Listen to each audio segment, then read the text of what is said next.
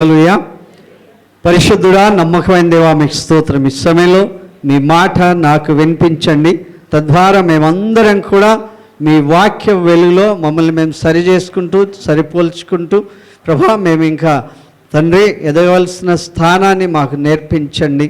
నేర్చుకోవాల్సినటువంటి విషయాలు ప్రభా మాకు బోధించండి. మీ కొరకు ప్రభా మేము చేయగలిగినటువంటి తండ్రి పనులన్నిటిని బట్టి మీకు స్తోత్రం. మా హృదయం మీ పట్ల ఎంతో ఆసక్తితో ఉన్నది నాయన. ఆశగల ప్రాణాన్ని తృప్తిపరిచేదేవా, ఇదిగో మీ ప్రజలను దీవించండి, మీ క్షేమను అనుగ్రహించండి. మీ కృపా బాహుళ్యానికి సమర్పిస్తూ యేసు ఘనమైన నామములో అడుగుచున్నాం తండ్రి, ఆమేన్. దేవుని పరిశుద్ధ నామానికి వందనాలు. ముందొచ్చిన వారికి, వెనుకొచ్చిన వారికి, అప్పుడే వచ్చిన వారికి కూడా దేవునికి స్తోత్రం. హల్లెలూయా. కనుక దేవుని నామానికి మహిమ. అందరూ ఒకసారి నన్ను చూడాలి, మీరు మిమ్మల్ని చూసుకోవడం కాకుండా మీరు మనస్ఫూర్తిగా చెప్పుకోవాలి. ఇప్పుడు చెప్పమని అడగట్లేదు, కానీ ఎంతమందికి పరలోక ప్రార్థన వస్తుంది? నిజంగా వస్తుందా? ఓకే, మొదలు పెడతారా? చెప్తారా? చెప్పండి.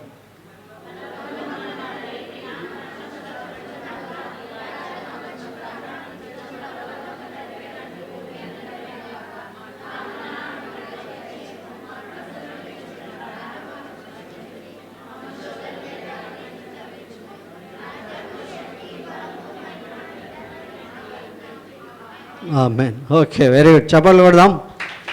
చాలా సంతోషం. ఇంకా ఒకటి అపోస్తల్ క్రీడ్ అని ఉంటుంది.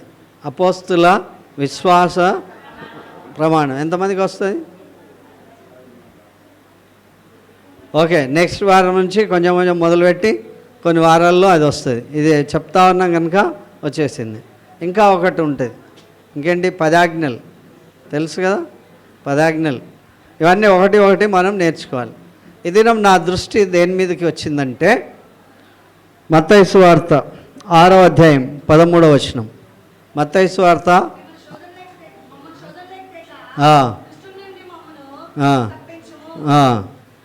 ఓకే, చాలు. ఇవి ఒకటే వచనం. ఏమైనా ఉంది అక్కడ? మమ్మల్ని శోధనలోనికి తీసుకురాక దుష్టు నుండి మమ్మల్ని తప్పించుము. మా అందరం కూడా శోధనలో ప్రవేశించకూడదు, కష్టంలో ప్రవేశించకూడదు, బాధల్లో ప్రవేశించకూడదు. కనుక దేవుని సన్నిధిలో మనల్ని మనం దేవుడికి సమర్పించుకుని దేవుడికి ప్రార్థన చేస్తున్నాం. ఈ ప్రార్థన యేసు ప్రభువే నేర్పించాడు. హల్లెలూయా. కనుక దుష్టుని అనే దగ్గర 1 అని నంబర్ ఉండి కింద పుట్నోట్లో ఏముంది?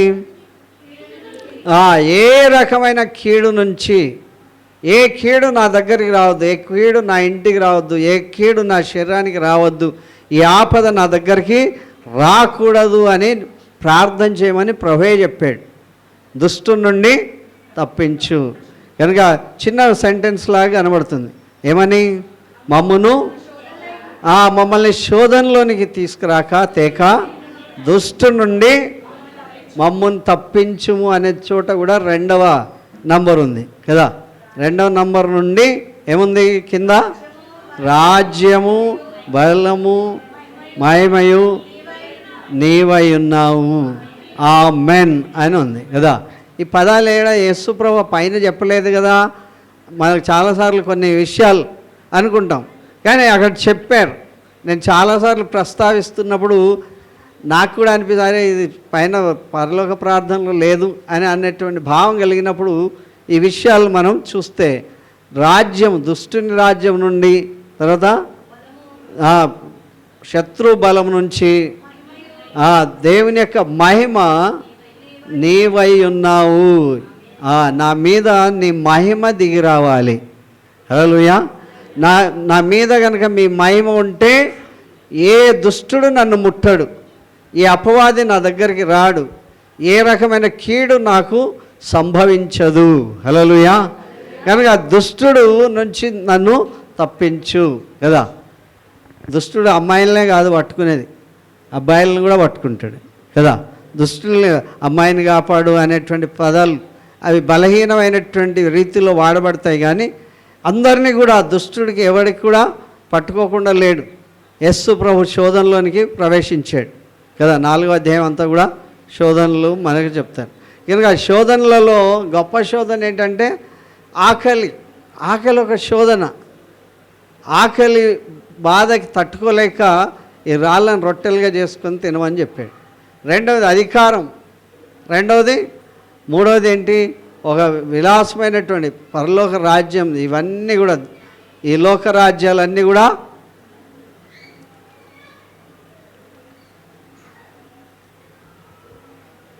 అన్నలు ఇద్దరు మాట్లాడుతుండని ఆప్ చేశాను. కనుక దేవుని యొక్క వాక్య భాగంలో మనం చూస్తున్నాం ఏంటంటే శోధనకి ఎవరు అతీతులు కాదు. శోధనకి ఎవరికి అతీతులు కాదు. చెడు తలంపులు వస్తాయే రావా? యాక్షన్ అయితే చేయలేమో కానీ తలంపులో మాత్రం పాపం వస్తుంది. యాక్షన్లు కాకుండా ఉండొచ్చు కానీ కలబడుతుందా లేదా? కనుక దాన్ని ఆపు చేసేటువంటి శక్తి ఎవరికి ఉంటుంది? దేవుడికే ఉంటుంది. కనుక శోధన సహించేవాడు ధన్యుడు. యాకోబు 1:12లో మనం చూస్తూ ఉంటాం. శోధన సహించేవాడు ధన్యుడు, అతడు శోధనకు నిలిచిన వాడై ప్రభు తనకు వాగ్దానం చేసిన జీవ కిరీటం పొందుతుంది. శోధన వచ్చినప్పుడు ఏమనుకోవాలి అంటే, శోధన అయితే వచ్చింది కానీ నేను దీన్ని కనుక జయించగలిగితే ఏ కిరీటం వస్తుంది? జీవ కిరీటం వస్తుందని నమ్మాలి. కొంచెం ఓపిక పట్టుకోవాలి. కొంచెం ఓపిక పట్టుతున్నాం అనుకోండి, అప్పుడు ఏమనిపిస్తుంది? నేను జీవ కిరీటం పొందుకోబోతున్నాను. శోధన సహించేవాడు ధన్యుడు, అతడు శోధనకు సహిస్తే ధన్యత్వం.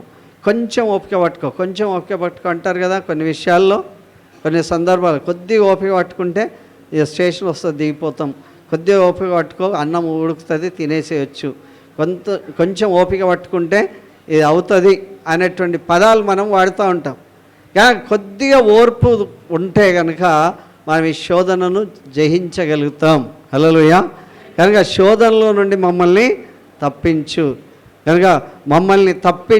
నన్ను ఎక్కడి నుండి తప్పించాలి? శోధనలో నుండి తప్పించు. కనుక ఆ శోధన దుష్టుడు శోధిస్తూనే ఉంటాడు. దురాశ గర్భం ధరించి పాపముని కంటే పాపం పరిపక్వమై మరణాన్ని కంటుంది. హల్లెలూయా. దురాశ గర్భం ధరిస్తుంది. దురాశ అనేది చెడు ఆశ ఒకటి మెల్లిమెల్లిగా పెరిగిపోతాయి. కనుక వాళ్ళకు ఒక ముద్ర వేసేస్తారు ఆ దురాశ కలిగిన వారు. కనుక దేవుని వాక్యం చెప్తుంది, ఇలాంటి పరిస్థితుల్లో మనం దేవుని ఆశ్రయిస్తే దైవికమైనటువంటి దీవెనలు ఎన్నో మనం పొందుకుంటాం. 2 కొరింథీయులకు రాసిన పత్రిక 3వ అధ్యాయం 5వ వచనం.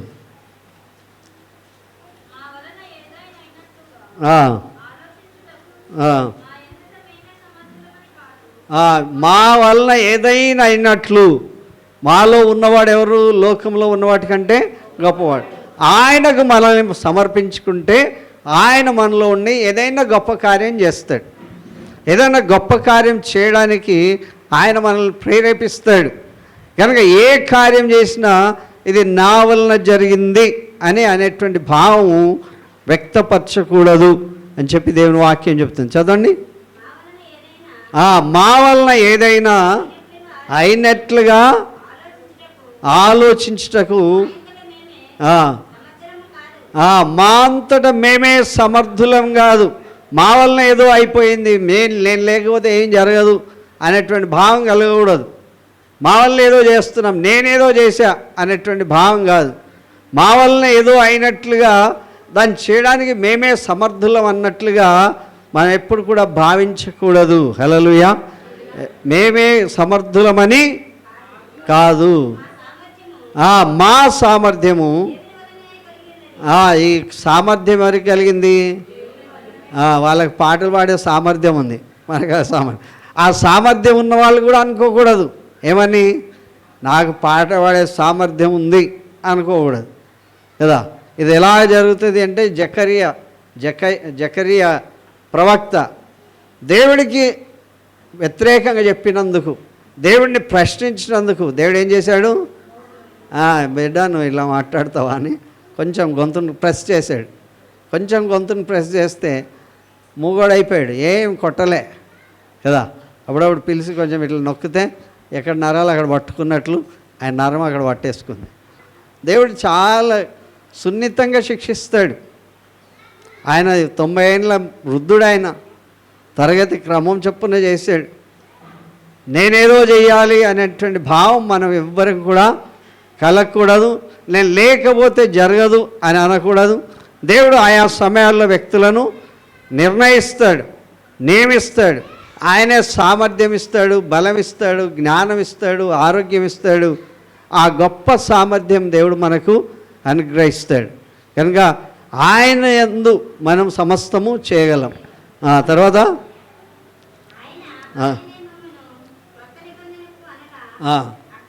ఓకే, ఇక్కడి వరకే 2 వచనాలు. కనుక ఆయన మనకి శక్తి ఇస్తాడు. హల్లెలూయా. కనుక ఆయన మనల్ని బెటర్గా ఉండడానికి ప్రయత్నం చేయడానికి దేవుడు కృప చూపిస్తాడు. మొట్టమొదటి ఏం నేర్చుకున్నాం? మమ్మును శోధనలోనికి కీడు నుండి తప్పించండి. అందరు చెప్పాలి గట్టిగా, మమ్మును. బైబిల్ చదవాలి, బైబిల్ చదవాలి.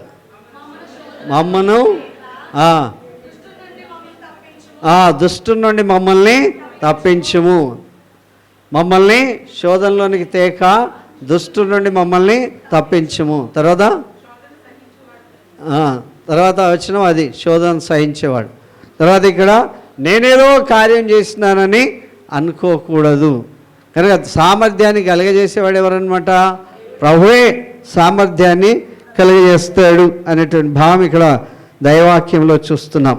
తర్వాత 13వ అధ్యాయం 5వ వచనం 6వ వచనం, హెబ్రీయులకు రాసిన పత్రిక 13వ అధ్యాయం 5, 6 వచనాలు. ఇవన్నీ కూడా కొన్ని రకాలైనటువంటి మనల్ని మనమే మెప్పించుకునేటువంటి విషయాలు ఇక్కడ ఉన్నాయి. ఏం వద్దంట?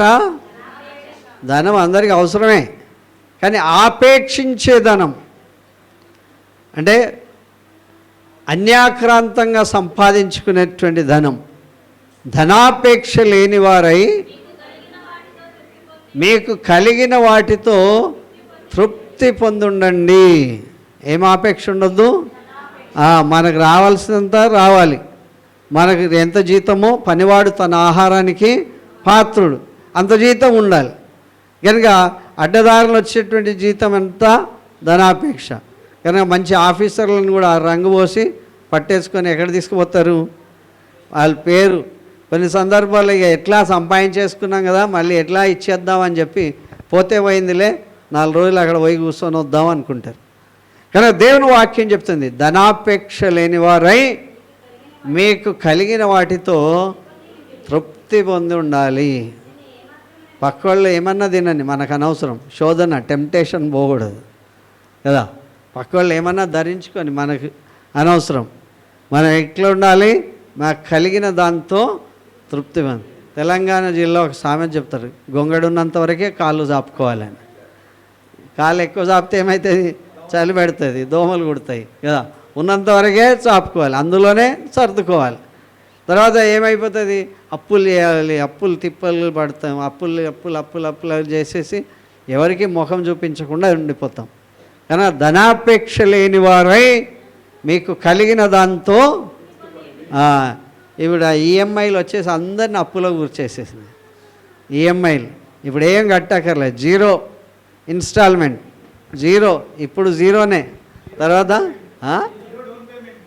0 డౌన్ పేమెంట్. డౌన్ అంటే 0నే డౌన్ పేమెంట్ కట్టాయి, అప్లికేషన్ నింపేసాయి అంటారు. కనుక 0 డౌన్ పేమెంట్ అయితే అబ్బా నాకెంత అని అనుకుంటాం. కానీ తర్వాత కట్టేటప్పుడు 3 ఏళ్ళు కట్టాలి, 4 సంవత్సరాలు కట్టాలి. 2వ తారీఖు రాగానే లబ్డబ్బని కొడుతుంది, నిద్ర రాదు, పైసలు ఎట్లా అని అడుగుతూ ఉంటాం. కనుక మీకు కలిగిన దాంతో చెప్పాలి. దేంతో తృప్తి పొందాలి? మీకు కలిగిన దాంతో తృప్తి పొంది ఉండాలి. ఇప్పుడు నాకు అప్పిస్తారు, రేపొద్దున వాళ్ళకి అవసరమైతే అప్పుడు నా దగ్గర ఉండవు, నన్ను అడుగుతారు. అప్పుడు ఇచ్చారు కదా అనేటువంటి విషయంతో వాళ్ళు నన్ను అడుగుతారు. కానీ నేను అప్పుడు సహాయం చేశారు కదా అని చెప్పి నా దగ్గర లేకపోయినా తల తాకట్టు పెట్టి తెచ్చియాల్సినటువంటి పరిస్థితి వస్తుంది.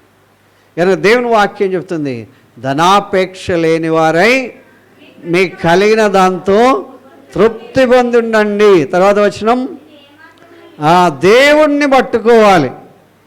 దేవుడు అంటున్నాడు, నిన్ను ఏమాత్రము విడవను, నిన్ను ఎడబాయను అని ఆయనే చెప్పాను కదా. నిన్ను ఏమాత్రము విడవను, నిన్ను ఎన్నడూ కూడా ఎడబాయనని ఆయన చెప్పాడు. ఆయన నీకు అవసరమైనట్లుగా దేవుడు ఇస్తూ ఉంటాడు. నీకు ఆకలి ఉన్నాయి, నీతిమంతుని ఆకలి కొననీయడు ఆయన. నీతిమంతుని ఆశ భంగంగానే రదు. కనుక నీకు కావాల్సింది ఆయనకి ఇస్తాడు. నీకు ఎంత కావాలో ఆయనకు తెలుసు. మనకు ఆక్సిజన్ ఎంత కావాలో ఆయనకు తెలుసు కదా. మనకి ఎంత ఆక్సిజన్ కావాలో అంత. ఎక్కువ ఆక్సిజన్ ఇచ్చాడు అనుకో ఏమవుతాం? చేత కాదు, మనకు నడవడానికి కూడా చేత కాదు, పీల్చుకోవడానికి కూడా చేత కాదు. ఆయన ఎవరికి ఎంత ఇవ్వాలో అంత ఇస్తున్నాడు. కనుక దేవుని వాక్యం ఇక్కడ చెప్తుంది. తర్వాత వచనంలో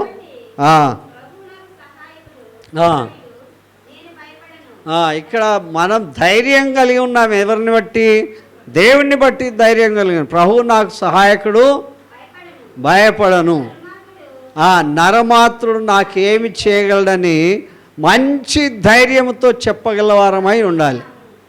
హల్లెలూయా. మంచి ధైర్యంతో చెప్పాలి, నరమాత్రుడు నాకు ఏమి చేయగలడు. కనుక మనుషులను నమ్ముకున్నట్టు కంటే యెహోవాను ఆశ్రయించు వానికి ఏం కొద్దు ఉండదంట, ఏ మేలు కూడా కొద్దు ఉండదు. అన్ని మేళ్ళన్నీ కూడా సమస్తం సమకూడి జరుగుతాయి. కనుక శోధన సహించాలి, శోధనకు నిలవాలి.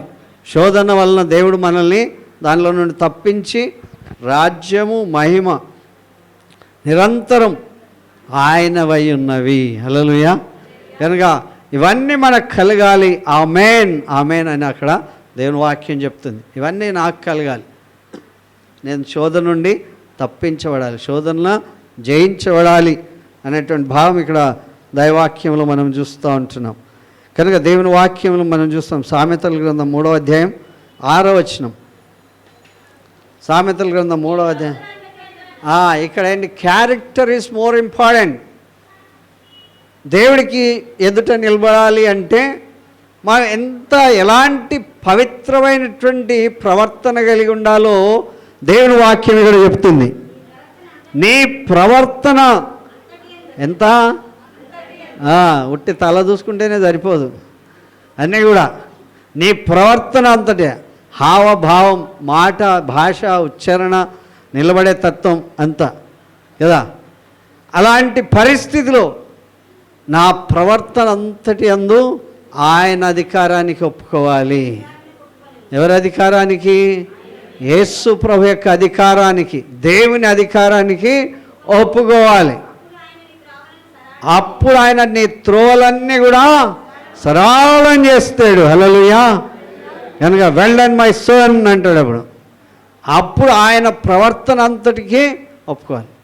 కొన్నిసార్లు నాకు అనిపిస్తుంది, నీ ప్రవర్తన నీకు ఇష్టమేనా? నీకే, వేరేలకు కాదు. నీ ప్రవర్తన నీకే ఇష్టం ఉందా? నీ ప్రవర్తన నీకు ఎంత ఇష్టం? ఒకసారి నీ మీద నీకే కోపం వస్తుంది, ఒకసారి నీ మీద నీకే ఏంటి నేను ఇలాగ ప్రవర్తించానేంటి అని అనిపిస్తుంది. ఒక్కోసారి మన ప్రవర్తన మనకే ఇష్టం కాకపోతే మన ప్రవర్తన ప్రభుకి ఇష్టం కావాలి. ఇష్టం కావాలా లేదా? ఆయన మనల్ని తప్పించాలి అంటే మన ప్రవర్తన చక్కగా చూసుకోవాలి, జాగ్రత్తగా చూసుకోవాలి. ఇంట్లో చూసుకోవాలి, బయట చూసుకోవాలి, సొసైటీలో చూసుకోవాలి, సంఘంలో చూసుకోవాలి. అంతటి మీద ఆయన అధికారానికి ఒప్పుకోవాలి. హల్లెలూయా. ఆయన అధికారం ఉంటే దేవుడు అద్భుతమైన విజయాలు మనకిస్తాడు. ఆయన అధికారం నీ ప్రవర్తన మీద ఉన్నదా? ఆయన ప్రవర్తన, నీ ప్రవర్తన మీద దేవుని అధికారానికి ఒప్పుకుంటున్నామా? మన అధికారమే చూపిస్తున్నామా? కొన్నిసార్లు మన అధికారం చూపిస్తాం, నాకున్నది అధికారం అన్నట్లు చూపిస్తాం. అప్పుడప్పుడు ట్రాఫిక్ పోలీసుడు మనల్ని ఏం చేస్తాడు? ఆయన అధికారం చూపిస్తాడు కొద్దిసేపు. ఏదైనా లేకపోతే, లైసెన్స్ కానీ ఏదైనా లేకపోతే ఆయన అధికారం చూపిస్తాడు. ఏ ఆఫీసర్ అయినా ఆయన అధికారాన్ని చూపించడానికి ప్రయత్నం చేస్తాడు. మన అధికారం, ఇప్పుడు చీఫ్ మినిస్టర్లు మారుతూ ఉన్నారు, వాళ్ళ అధికారం చూపిస్తున్నారు. వాళ్ళ అధికారం చూపిస్తారు, మనుషుల అధికారం. దేవుని అధికారానికి ఒప్పుకోవాలి. ఎవరి అధికారానికి ఒప్పుకోవాలి? వాక్చాతుర్యం స్వాతంత్రం ఉంది కదా అని చెప్పి ఇష్టం వచ్చిన మాట్లాడదు. దుర్స్థనం ఉంది కదా అని ఇష్టం వచ్చినట్లు ప్రవర్తించకూడదు. కనుక దేవుడు సమస్తం మనల్ని చూస్తున్నాడు. ఏమని చదవండి మళ్ళీ, నీ ప్రవర్తన అంతటి యందు ఆయన అధికారానికి ఒప్పుకోవాలి. అప్పుడు ఆయన నీ త్రోవలు సరళం చేస్తాడు. మనం చాలాసార్లు ఈ మాట వాడుకుంటాం కదా, మంచిగా వీళ్ళు పాటలు పాడే వాళ్ళకి మనం పాడని వాళ్ళని చూసి వాళ్ళేం పాడారు మేము పాడాము కదా అనుకుంటాం కదా. నేను పాడే వాళ్ళకి అప్పుడు బాలరాజు, ఎజ్రా శాస్త్రి వాళ్ళ సింగర్స్ ఉన్నప్పుడు పాడువారంతా ఎడ చేరారేంటి అన్న. వాళ్ళకి కొన్ని అర్థమైంది, పాడువాళ్ళంతా ఎడ చేరిపోయారు.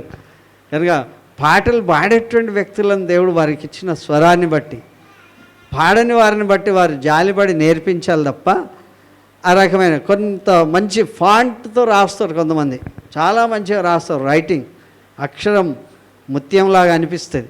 కానీ వాళ్ళు దాన్ని చూసి మురిసిపోతూ ఉంటారు. ప్రతి వాళ్ళు వాళ్ళ అందాన్ని చూసి మురిసిపోతారు, వారి యొక్క అధికారం చూసి, ధనాన్ని చూసి మురిసిపోతారు. కానీ దేవుడు అంటున్నాడు ఏమని, నీ ప్రవర్తన అంతటి యందు ఆయన అధికారానికి ఒప్పుకోవాలి. ఆయన అప్పుడు నీ త్రోవలన్నీ సరళం చేస్తాడు. కార్లు ఇష్టపడమే కాదు, తుడవడం కూడా నేర్చుకోవాలి కదా. తుడవడం అవి కొత్తగా వచ్చినప్పుడు దాని ముందట దిగడము అదంతా చేస్తారు. మా కారు ఎంత బాగుంది, ఎంత బాగుంది. ఆ తుడిసే పని వచ్చేటప్పటికి అప్పుడు అందరూ చల్లబడిపోతారు. కనుక చేయాల్సిన పని మనం చేసినప్పుడు అద్భుతమైన కొత్త పుస్తకాలు కొనుక్కుంటారు కదా.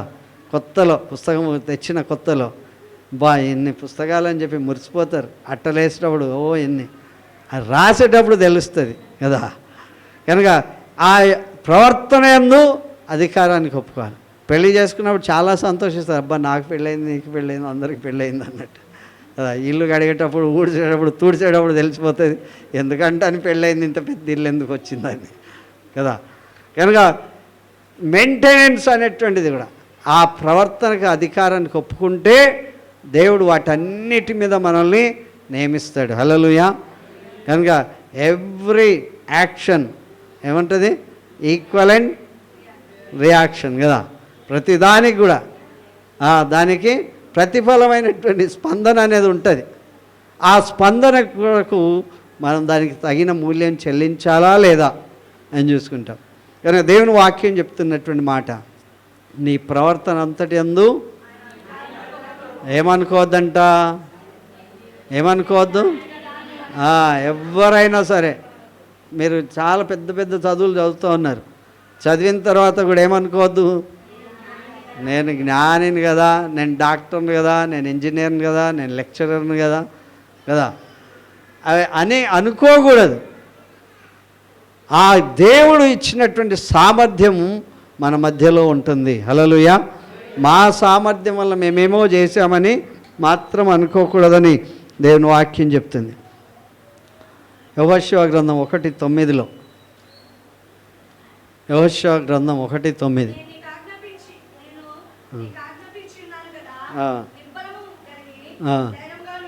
హల్లెలూయా. పరిస్థితులు అనుకూలించకపోయినా దేవుడు చెప్పినటువంటి మాట తప్పకుండా నా జీవితంలో నెరవేర్చబడాలి అనుకోవాలి. పరిస్థితులు కొన్నిసార్లు అనుకూలించవచ్చు, అనుకూలించకపోవచ్చు. అయితే దేవుడు యెహోషువతో చెప్పాడు, ఏం ధైర్యం కలిగి ఉండాలంట, నిబ్బరం, బీ కరేజియస్, నిబ్బరం కలిగి ధైర్యంగా ఉండు, దిగులు పడద్దు, జడియొద్దు. ఓకే. నీ నడుచు మార్గం అంతట్లో నీ దేవుడైన యెహోవా నీకు తోడై ఉన్నాడు. హల్లెలూయా. నిబ్బరం, అచంచలమైనటువంటి ధైర్యం కలిగి ఉండాలి. ఒకసారి ఒక జోక్ వచ్చింది. అమ్మాయిని పెళ్ళికి తీసుకొస్తారు కదా, అబ్బాయిని తెచ్చేటప్పుడు చాలామంది పోయి చూస్తారు అమ్మాయిని చూడడానికి. ఇంటికి పెళ్ళి అయిపోయిన తర్వాత ఇంటికి తీసుకొస్తారు కదా, అప్పుడు ఆ అమ్మాయి అన్నదంట, నన్ను చూడడానికి ఇంతమందిని తీసుకొని వచ్చావు, నీకు ధైర్యం సరిపోక నేను ఒక్కదాన్నే వచ్చాను చూడు మీ ఇంటికి ఇంతమందిని వెళ్ళడానికి కదా. ఇక్కడ ఉన్నటువంటి అబలలు సబలలు అందరూ నాకు అనిపించింది, అవును నిజమే. ఒక్క ఆమె కనుక ఒక ఇంటికి వచ్చిందనుకో, మొత్తం ఆ ఇంటి రూపురేఖలన్నీ మార్చేస్తుంది. ఆమె మంచిది అయితే ఇట్లా అవుతుంది, ఆమె చెడు అయితే ఇట్లా అవుతుంది. ఇక భర్తను బాగా మచ్చిగా చేసుకుందనుకో, వాళ్ళిద్దరు చిలక గోరెంకలు అంటారు, చిలకలాగా ఎగిరిపోయేటువంటి పరిస్థితి ఉంటుంది. కనుక దేవుని వాక్యం చెప్తుంది ఏంటంటే, ఏమని? నిబ్బరం కలిగి ధైర్యంగా ఉండాలి. అంతకుముందు చూస్తే అత్తను చూసి భయపడేదేమో, తర్వాత మారిపోతుంది. ఎప్పుడు ఆమె చూసే విధానాన్ని బట్టి ఈమె కూడా మార్చుకుంటుంది కదా. ఆమె మంచిగా చూస్తే మంచిగా చూస్తుంది, ఆమె చెడుగా చూసింది అనుకో, ఆమె ఒక్కసారే చెడు చూడవచ్చు. ఈమె దినమంతా చెడు చూపిస్తుంది, చుక్కలు చూపిస్తుంది కోడలు. కనుక దేవుని వాక్యం చెప్తుంది, నీ ప్రవర్తన అంతటి అందు ఆయన అధికారం కనుక నిబ్బరం కలిగి కదా ధైర్యంగా ఉండండి. అప్పుడప్పుడు యుద్ధాలు జరుగుతాయి కదా, అప్పుడు అనిపిస్తుంది ఒక్కతే ఆడ నిలబడుతుంది. ఇంట్లో ఉన్నటువంటి బావలు మరుదులు అందరూ వచ్చి, ఆ తోడి కోడలు లేకపోతే ఆడపడుచులు అందరూ వచ్చినా సరే జవాబు చెప్పడానికి ఆమె సన్నగా చిన్నగా ఉన్నా సరే అందరిని ఎదిరించే శక్తి కలిగినటువంటి వ్యక్తిగా ఉంటుంది. హల్లెలూయా. కనుక ఆమెను సర్ది చెప్పడానికి ఇంతమంది రావాల్సి వస్తుంది. కనుక ఒక వ్యక్తి ఇంటికి దీపం ఎవరంట? ఇల్లాలు కదా. ఆ ఇల్లాలు అలిగిందంటే పెద్ద బాధ. కనుక అలకలు మానేటువంటి రీతిలో మనం వాళ్ళని జాగ్రత్తగా చూసుకోవాలి సుమా. కనుక వాళ్ళు అలిగినారంటే మనకి ఎవరికి అన్నం ఉండదు. కనుక అలాంటి పరిస్థితులు దేవుని వాక్యం చెప్తుంది. దేవుడు యెహోషువతో చెప్పాడు, మనుషులు ఎవ్వరు కాదు, ఏ వ్యక్తి కూడా నీ ఎదుట నిలబడకుండేటట్లుగా ధైర్యం దేవుడు నీకు అనుగ్రహిస్తాడు. హల్లెలూయా.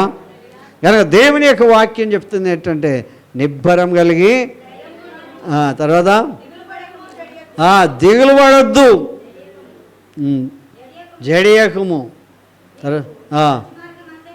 నీవు నడిచే మార్గం అంతట్లో నీ దేవుడైన యెహోవా నీకు తోడైంచాడు. హల్లెలూయా. కనుక ఎంతమంది నీ ప్రక్కన 1000 మంది పడినా, నీ కుడి ప్రక్క 10,000 మంది కూలినా, అపాయం ఏది నీ దగ్గరకు రాకుండా దేవుడు అద్భుతమైన విజయం ఇస్తాడు. ధైర్యం ఉంటే, సాహసం ఉంటే, దేవుడిని నమ్ముకుంటే, దేవుడే నా ముందున్నాడు అని అనుకున్నప్పుడు దేవుడు అద్భుతమైన విజయాలు మనకు అనుగ్రహిస్తాడు. హల్లెలూయా. కనుక అన్నిట్లో తప్పిస్తాడు. 91వ కీర్తనలో ఆఖరి వచనాల్లో ఏం చెప్తారంటే, అతడు నన్ను ప్రేమిస్తున్నాడు కనుక, ఆయన ప్రేమించే వాళ్ళని దేవుడు చూస్తున్నాడు. అందరినీ కాదు, అందరూ వాళ్ళకి ఇష్టమైతే ప్రేమిస్తారు, కష్టమైతే వదిలిపెడతారు. నిజంగా ఆయనను ప్రేమించే వాళ్ళను ఆయన తప్పిస్తాడు. అతడు నా పేరు ఆయనకు తెలుసు కనుక నేను అతన్ని ఘనపరుస్తా. అతడు నాకు మొరపెట్టగా నేను అతనికి ఉత్తరం ఇస్తాను. శ్రమలన్నిట్లో దేవుడు అతనికి తోడై ఉంటాడు. హల్లెలూయా. ఇది ధైర్యం. ఆయన ప్రేమించే వాళ్ళకి దేవుడి గొప్పతనాన్ని ఇస్తాడు. హల్లెలూయా. కనుక నేనున్నాను అని చెప్పొచ్చు, రాత్రికి హార్ట్ అటాక్ రావచ్చు కదా, ఎవరు చూస్తారు?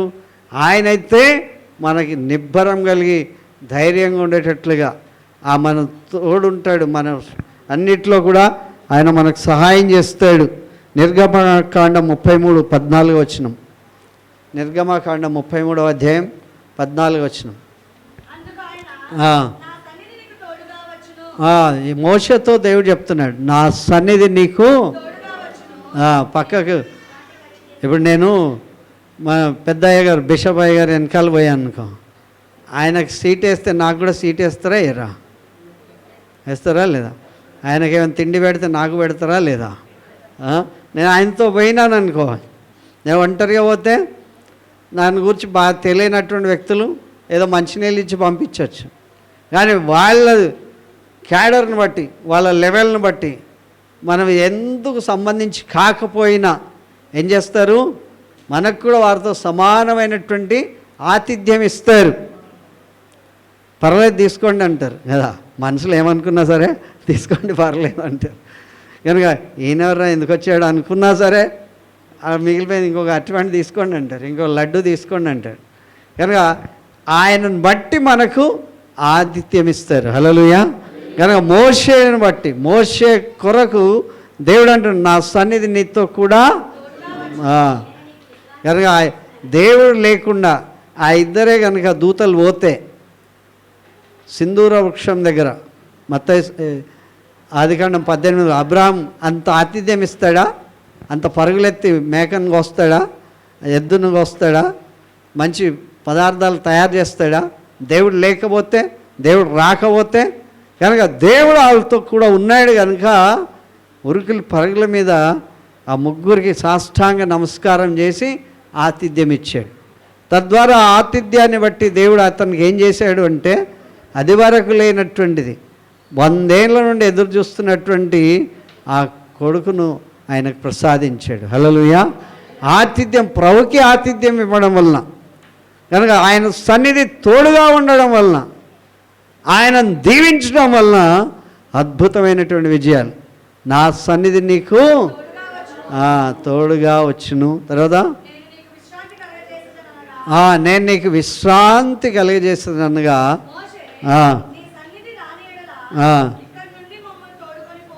హల్లెలూయా. నువ్వు కనుక రాకపోతే మమ్మల్ని ఎవ్వరు పట్టించుకోరు. కానీ నీ సన్నిధి వస్తే కదా. అప్పుడప్పుడు మా పిల్లలు నన్ను బోనెక్కిచ్చేవాళ్ళు. ఎక్కడంటే స్కూల్లో బోనెక్కి వాళ్ళు సెలవు పెట్టేస్తే పొద్దున్నే ప్రిన్సిపల్ బిల్లు వస్తుంది, నువ్వు రా వచ్చి టీచర్తో మాట్లాడాను. నా తప్పిదం ఏమీ ఉండదు. నేను ఆడ పోయి నేను రాలేదు మా అబ్బాయి అని చెప్పాలి. మా అమ్మాయి నిన్న రాలేదు, చెయ్యని తప్పుకు నేనేం చేయాలి? బోన్లో నిలబడాలి కదా, వాళ్ళ దగ్గర చేతులు పట్టుకొని నిలబడాలి. నువ్వు వస్తే మాకు విడుదల, దెబ్బలు పడవు. నువ్వు రాకపోతే దెబ్బలు పడతాయి. కనుక వాళ్ళని దెబ్బలు తప్పించాలంటే ఎవరు నిలబడాలి? ఫాదర్ కదా, తప్పకుండా అక్కడ నిలబడాలి. కానీ నువ్వు అక్కడ పోతే గొప్ప కార్యాలు జరుగుతాయి. నువ్వు రాకపోతే మా జీవితంలో గొప్ప కార్యాలు జరగవు. నీ సన్నిధి మాతో లేకపోతే మేము గొప్ప రాని ఎడల ఇక్కడ నుండి మమ్మల్ని తోడుకొని పోకము. హల్లెలూయా. చాలాసార్లు నువ్వు వస్తేనే వస్తామంటారు కదా, నువ్వు చెప్తేనే అవుతుంది అక్కడ పని అంటారు. కనుక ఆ ఇన్ఫ్లుయెన్స్, ఆ ప్రభావం దేవుడు అద్భుతంగా కార్యం చేస్తాడు. హల్లెలూయా. కొన్నిసార్లు మాట సహాయం చేస్తే అద్భుతమైన విజయం జరుగుతుంది. కానీ ఒక్క రికమెండేషన్ చెప్పారనుకో అక్కడ అద్భుతం జరుగుతుంది.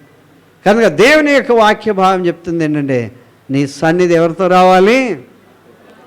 ఎవరితో రావాలి? ఎవరితో రావాలి? అందరూ చెప్పుకోవాలి. ఎవరితో రావాలి? నీ సన్నిధి నాతో రాకపోతే అక్కడ ఏమీ జరగదు. నీ సన్నిధి నాతో వస్తే సూర్య చంద్ర నక్షత్రాలు కూడా ఆగిపోతాయి, సముద్రం కూడా 2 పాయలవుతాయి, ఆరిన నేల జరుగుతుంది. హల్లెలూయా. నీ సన్నిధి ఎవరితో రావాలి? ఆ శోధనలో నుండి నన్ను తప్పించు, ఏ కీడు నాకు రానివ్వద్దు. హల్లెలూయా. కనుక దేవుని యొక్క సన్నిధి ఈరోజు ఎవరితో రావాలి? దేవుని సన్నిధి ఉన్నది అనేటువంటి కాన్షియస్ మనం కలిగి ఉండాలి. నాతో దేవుని సన్నిధి ఉన్నట్లు ఆయన దేవుడు కనుక మనతో ఉంటే ఏం మాట్లాడతాం? మంచిగా మాట్లాడతామా? బాగా వస్తాయా? భాష మంచిగా వస్తుందా? వస్తుందా కదా? వస్తుంది కదా, మంచిగా వస్తుంది. కొన్ని మాటలే వస్తాయి, చెత్త అంతా మాట్లాడడం. ఆయన ఉన్నాడు కనుక ఏం మాట్లాడతాం? మాట్లాడాల్సిన కన్నా తక్కువ మాట్లాడతాం, ఉండాల్సిన దానికన్నా క్రమంగా ఉంటాం, చేయాల్సిన దానికన్నా మంచిగా చేస్తాం కదా. మన ఇంటికి ఎవరన్నా పెద్దవాళ్ళు అతిథులు వస్తున్నారనుకోండి, రోజు వండినట్లు వండుతారా? రోజు వండినట్లే వండుతారా? స్పెషల్ కదా, సంథింగ్ స్పెషల్, ఇంకా మంచిగా చేద్దామనుకుంటారు. కానీ అంతగా చేస్తే ఆ దేవుని సన్నిధి ఈరోజు నీతో వస్తుంది. ఆ దేవుడు ఎవరిని తప్పిస్తున్నాడు? నిన్ను తప్పిస్తాడు. దేని నుంచి? శోధల నుండి, దుష్టు నుండి, కీడు నుండి, దురాత్మ నుండి, ధనాపేక్ష నుండి, అన్నిటి నుండి తప్పిస్తాడు. హల్లెలూయా. ప్రతి విధమైన రోగపాత్మ నుండి తప్పిస్తాడు, దుష్టత్వం నుండి తప్పిస్తాడు. ఆయన గుర్తించాలి మనం. హల్లెలూయా. ఆయన గుర్తిస్తే యాయిరు కుమార్తె దగ్గర ఇంట్లోకి ఎవరెవరిని పిలిచాడు? ఆ ఇంటి వాళ్ళని పిలిచి ఆ అమ్మాయి దగ్గర ప్రార్థన చేశాడు. ఆ ఇంటి వారు ప్రభువును మన దగ్గరికి వచ్చిన వాడు ఎవరు? దేవుడు ఉన్నాడు కనుక చచ్చిపోయిన కుమార్తె కూడా తల్లి తక్కువే అనగానే అమ్మాయి లేచి కూర్చుంది. హల్లెలూయా. కనుక ఆయన ఉన్న చోట మరణం ఉండదు. హల్లెలూయా. ఆయన ఉన్న చోట జీవం ఉంటుంది. ఆ జీవం మనకు వెలుగై ఉంటుంది. హల్లెలూయా. కనుక దేవుడు మనల్ని మనం ఎప్పుడు ఆయన గుర్తించాలి, దేవుణ్ణి గౌరవించాలి. ఆయన ఉన్నాడు, ఆయన చెప్పినట్లు ఏం చేయమన్నారు? చేస్తే ఏమవుతుంది? నీళ్ళు పోయి ఏమవుతాయి? ఆయన చెప్పినట్లు చేస్తే. మనం చెప్పినట్లు చేస్తే కాదు. మనం చెప్పినట్లు ఎవరు చేయరు. ఎవరు చెప్పినట్లు చేయాలి? కనుక ప్రతి క్షణం ఎవరిని మనం గుర్తించాలి? ప్రభువును గుర్తించాలి. ప్రభువుని ఎప్పుడైతే గుర్తిస్తామో మన అక్కర్లన్నీ కూడా దేవుడు తీరుస్తాడు. హల్లెలూయా. మన అవసరతలన్నీ కూడా ఆయన తీరుస్తాడు. కనుక ఆయన కరుణించే వరకు గుడ్డివాడు అరుస్తూనే ఉన్నాడు, దావీదు కుమారుడా నన్ను కరుణించు. ఆయన దాటి వెళ్ళిపోయాడు, ఆ ముందుకు వెళ్ళిపోయినాడు. ఈ దారిలో ఎవరు వస్తున్నారంటే నజరేయుడైన యేసు వస్తున్నాడని గుర్తించాడు. ఆయనకు చెప్పారు, ఆయన వెనుదిరిగే వరకు అరుస్తూనే ఉన్నాడు. హల్లెలూయా. ఆయన ముట్టే వరకు అరుస్తూనే ఉన్నాడు. అందరూ వారిస్తున్నా సరే మరీ ఎక్కువ కేకలు వేశాడు. ఆకలి మనలో ఉండాలి. నన్ను దేవుడు బాగు చేయాలి అనేటువంటి ఆకలి ఉండాలి. దేవుడు నన్ను దీవించాలి అనేటువంటి ఆ పంత మనం పట్టుకోవాలి. దేవుడు నన్ను ఆశీర్వదించాలి అనేటువంటి ఆ కాన్సెప్ట్ ఎప్పుడైతే మనతో ఉంటుందో ఆయన దగ్గరికి వస్తే ఆయన తన సన్నిధి నీతో కూడా వస్తుంది. హల్లెలూయా. ఎలీషా గేహాజీ ఆయన ఏమన్నాడు? ఆయన లిటరల్గా వెళ్ళలే, కానీ దాచిపెట్టుకుంటే ఎక్కడికి వెళ్ళావు అంటే ఎక్కడ లేదు అయ్యగారు, ఇక్కడే ఉన్నాను కదా. కొన్నిసార్లు వంగి దండాలు పెట్టేతో చాలా ప్రాబ్లం. ఎందుకంటే ఎక్కడే ఉన్నా సార్ మైలవాడు అన్నాడు. నువ్వు ఆయన దగ్గర పోయి అవన్నీ తెచ్చుకుంటే నా సన్నిధి ఎక్కడొచ్చింది? నీతో వచ్చింది. హల్లెలూయా. నా సన్నిధి నీతో కూడా వస్తుంది. కనుక దేవుని యొక్క సన్నిధి మనతో ఉన్నది. వంట వండేటప్పుడు ఉంటుంది, బయట దుకాణంలో పనిచేస్తున్నప్పుడు ఉంటుంది, పొలంలో పనిచేస్తున్నప్పుడు ఉంటుంది, పాలెంలో ఉంటుంది, పట్టణంలో కూడా ఉంటుంది. దేవుని సన్నిధి మనతో కూడా ఉంటుంది. హల్లెలూయా. ఆకాను ఒక్కడు దాచిపెట్టుకుంటే వాళ్ళు హాయి పట్టణాన్ని జయించలేకపోయారు. దేవుని సన్నిధి అక్కడ ఉన్నది. హల్లెలూయా. దేవుని ప్రజలు ఏమైనా తప్పిదం చేస్తే దేవుని సన్నిధి వారి నుండి కోల్పోతుంది. హల్లెలూయా. షకేనా మేఘం. కనుక దేవుని యొక్క సన్నిధి నువ్వు ఎక్కడికి వెళ్తే అక్కడికి వస్తుంది. దేవునికి ఇష్టలైనటువంటి వ్యక్తులుగా ఉంటాయి. కనుక ఆయన ఏం చేస్తాడు? మనతో ఉండి శోధన నుండి తప్పిస్తాడు, రోగం నుండి తప్పిస్తాడు, వ్యాధుల నుండి తప్పిస్తాడు, చెడుతనం అంతటి నుండి తప్పిస్తాడు. కనుక దేవుని సన్నిధి ఎవరికి కావాలి? ఏడు వరకే, చర్చి వరకే. బయటికి పోయిన తర్వాత నా ఇష్టం అన్నట్లు కాదు, దేవుని వాక్యం. అందుకే దేవుని సన్నిధి పౌలునుగా మార్చడానికి వెంటాడింది. ఎంత ఉద్రేకంతో ఆవేశంతో పరిగెత్తాడో. ఆయన అన్నాడు, ఎవరు నువ్వు అంటే, నువ్వు హింసించుచున్నా యేసును అన్నాడు. ములుకులకు అడ్డంగా పరిగెడుతున్నావు, ఏంటి నీ సంగతి అన్నాడు. ఒక్క చూపు కనుక అట్లా చూస్తే దేవుడు ఎవరు నిలుస్తారు?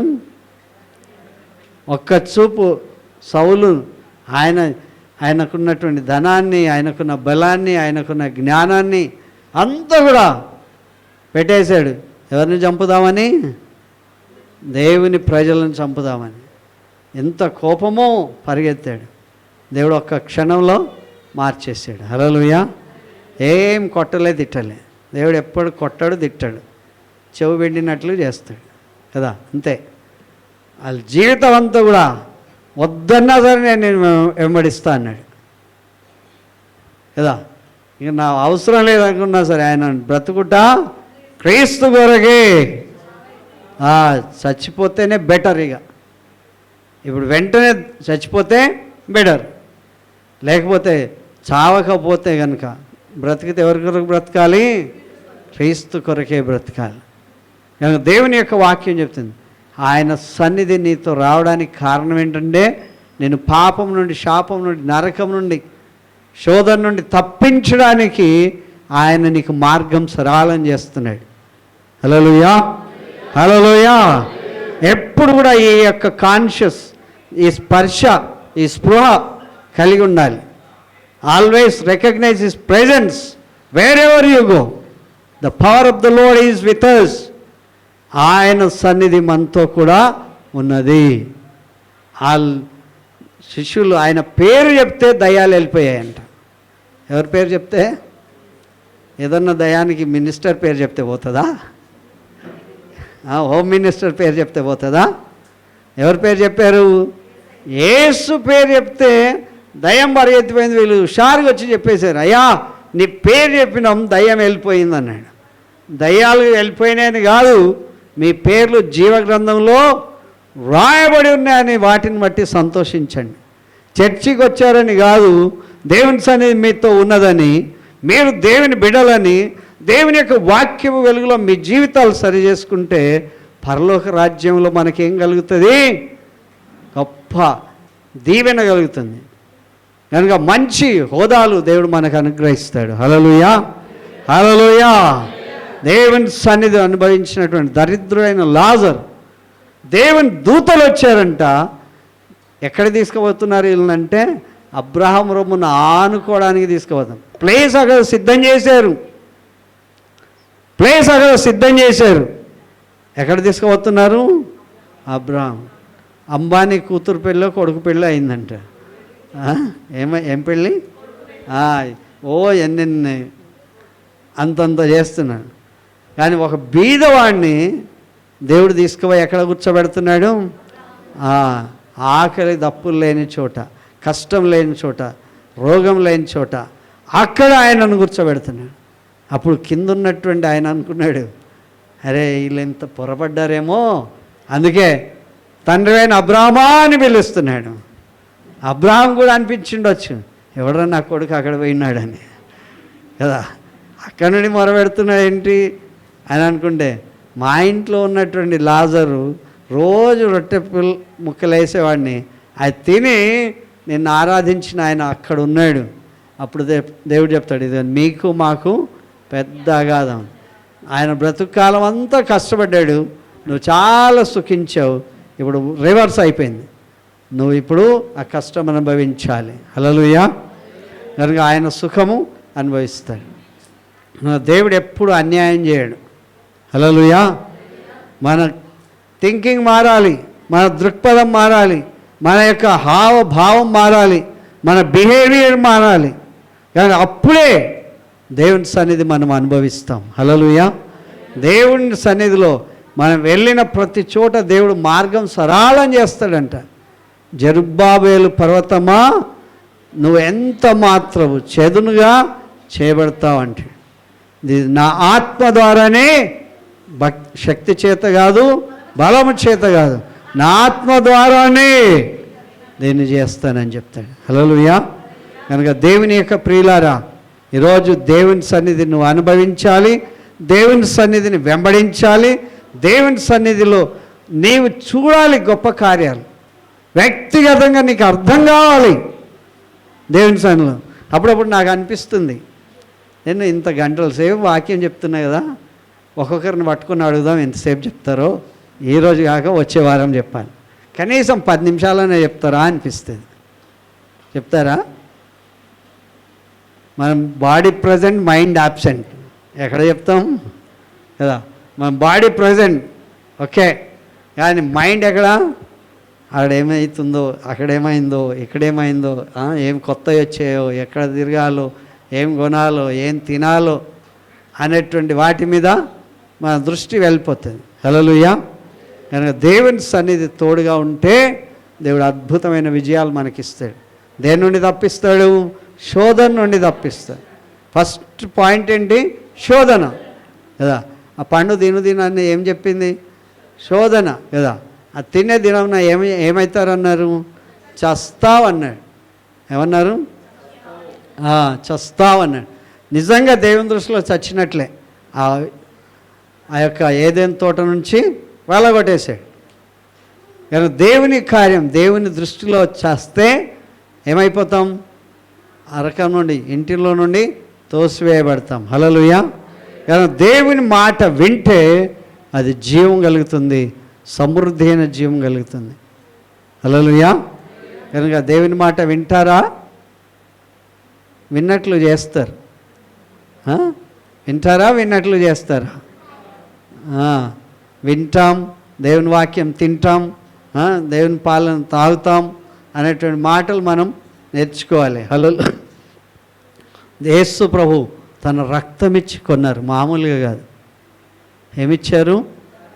రక్తమే. ఎవరికైనా మన పాప రక్తమే ఒక బాటలు ఇస్తే, నాది ఇది వాళ్ళకి రక్తం ఇచ్చా, ఇప్పుడు రక్తం, నా రక్తం ఇస్తే ఇంత పెద్దగా అయిపోయాడు అంటాడు కదా. కానీ దేవుడే పాపము లేని రక్తం ఇచ్చాడు. పవిత్రుడైనటువంటి దేవుని యొక్క రక్తం నిన్నిచ్చి, ఆ రక్తంతో నిన్ను కడిగి నీ పాపాలు క్షమించి తన కొరకు పరిశుద్ధులుగా ఉండడానికి మనల్ని ఏర్పాటు చేసుకున్నాడు. కృతజ్ఞత కలిగి ఉండాలా లేదా? ఉండాలా లేదా? కొన్నిసార్లు తలకాయలు మాత్రమే ఊపుతారు. దేవుని యొక్క సన్నిధిలో మన జీవితాల్లో ఎవరిని తీసుకెళ్తున్నారు ఈరోజు? దేవుని సన్నిధి, యెహోవా సన్నిధి, ఆయన ఆత్మని తీసుకెళ్తున్నాం. నువ్వు ఒక్కడిగా ఉన్నా సరే దేవుని సన్నిధి, ఒక్కడే ఉన్నాను నేను రానన్నాడు కదా.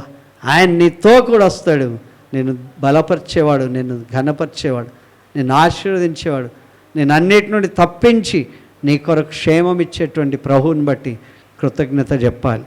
ప్రార్థన చేసుకుందాం. మహోన్నతుడైన దేవా, మీ ప్రణాళిక ఎంత గొప్పది నాయనా, మాకు అర్థం కానట్లుగా ప్రభా ప్రతిదినం పరలోక ప్రార్థనలో ప్రభా మమ్మను కీడు నుండి తప్పించండి, దుష్టు నుండి తప్పించండి ప్రభా, మమ్మల్ని శోధనలో పడకుండా తప్పించండి ప్రభా. రాజ్యమును, శక్తియు, మహిమయు మీరు అనుగ్రహించుతున్నందుకు స్తోత్రం అయ్యా. మేము అడిగిన వాటినన్నిలో కూడా మీరు అనుగ్రహిస్తున్నందుకు స్తుతులు. దీవించండి. ఇక్కడ వాక్యం విన్న ప్రతి ఒక్కరూ ఈ యొక్క ప్రభా ఛానల్ ద్వారా ఆలకిస్తున్నవారు, తిలకిస్తున్న వారు అందరిని బట్టి స్తోత్రం. వారి వారి ప్రభా కష్ట సమయాల్లో మీరు తోడుగా ఉండండి, సంతోష సమయాల్లో తోడుగా ఉండండి. వారి బాధల్లో, ఇరుకుల్లో, సమస్యల్లో, రోగంలో, వేదనలో, శోధనలో మీరు తోడుగా ఉండండి. మీ సన్నిధి తోడుగా ఉండకపోతే మమ్మల్ని ఎక్కడ తీసుకువెళ్ళకూడదని మోషే తెలియజేశాడు. మీ సన్నిధి మాతో వస్తే సముద్రమైన పాయలవుతుంది, మన్నా అయినా కురుస్తుంది. మీ సన్నిధి మాతో వస్తే షకేనా మేఘం, పగలు ఎండ దెబ్బ, రాత్రి వెన్నెల దెబ్బ తగలకుండా, పాదములకు రాయి తగలకుండా, అదే రీతిగా బట్టలు చిరిగిపోకుండా, తల చెదిరిపోకుండా ఆ దినం మీరు వారిని కాపాడారు. నేటి కాలంలో కూడా మీ సన్నిధి మా ఇంట్లో ఉంటే, మీ సన్నిధి మా హృదయంలో ఉంటే, మీ సన్నిధి మాతో వస్తే ఆటంకమేమీ ఉండదు నాయన. మీ సన్నిధి ఎక్కడ ఉంటుందో అక్కడ స్వేచ్ఛ ఉంటుంది.